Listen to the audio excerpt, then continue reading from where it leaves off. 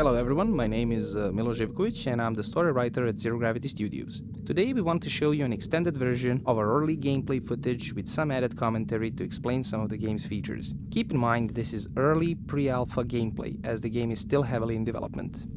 The players wake up in their cryopods inside the ship's cryobay. This is basically how the game starts. You find yourself inside a cryopod, either an outpost or in a ship, and you need to find a way to survive.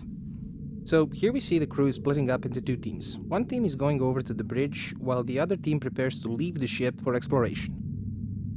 As the players enter the bridge, you can see a small outpost on the left and a huge gas giant planet we call Bettier on the right. Now the captain is going to take command of the ship by sitting in a pilot's chair, and what he's basically going to do is move the ship a little bit closer to the outpost in order to make the EVA trip a little bit easier for the other team.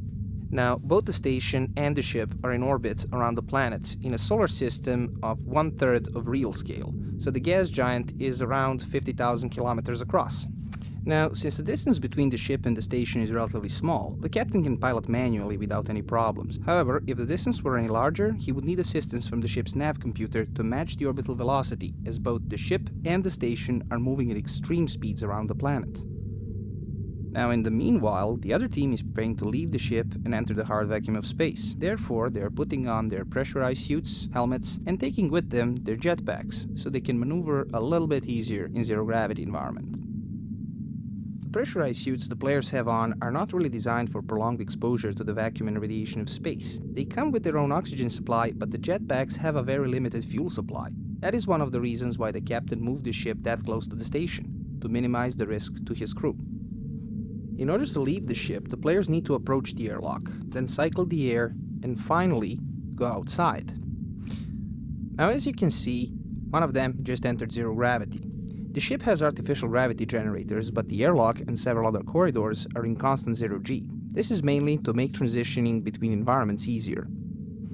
The ship's controls allow for manual gravity adjustment throughout the entire ship or just for specific rooms. Gravity can also fail as a result of a malfunction, which would basically put everything in a weightless state.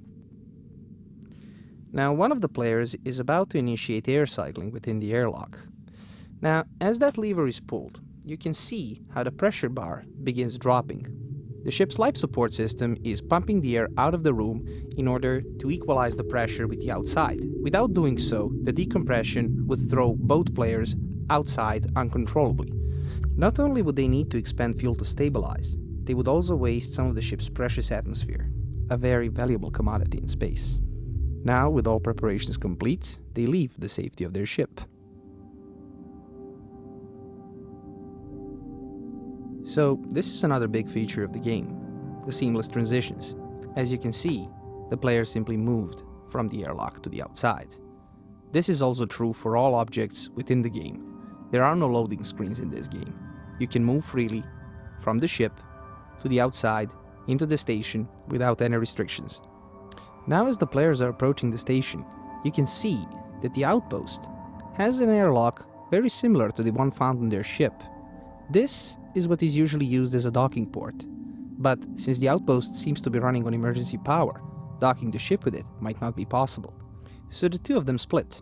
One is going to stay outside and search for a way to restore power to the station, while the other one moves inside and tries to see if the life support system was still running on emergency power. Because if it was, it would mean that the station still has some breathable air left that they can use instead of their own suit supply. So it would seem that the life support system on the station is still running and the air is being pumped back into the airlock, but without restoring the power, it might not be possible to move further. It seems that the player on the outside has found a way to deploy the station's solar panels, restoring power to the station. Now, this is one of the features of the game. Most problems will not always be obvious. Sometimes you will actually have to search for a way to repair a ship or a station before you can explore.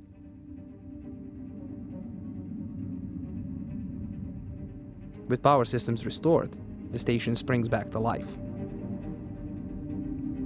The players can now move further into the station, in search of valuable equipment and resources they can salvage. All the while, the captain is carefully watching his team from inside the ship, keeping a close eye on all of their actions. However, once both players are in the station, he will no longer be able to track their actions. And in certain cases, even radio communication may be impossible. Now inside the station, both players move forward. With power restored, the doors will let them in. One of them moves into the room and immediately spots a rifle. And not only that, there is also armor and ammunition within the station. As you can see, the station's interior was designed specifically for zero gravity, and the station itself is very well preserved. This is a rare exception, as in most cases, players will have to move through ruined outposts and derelict ships.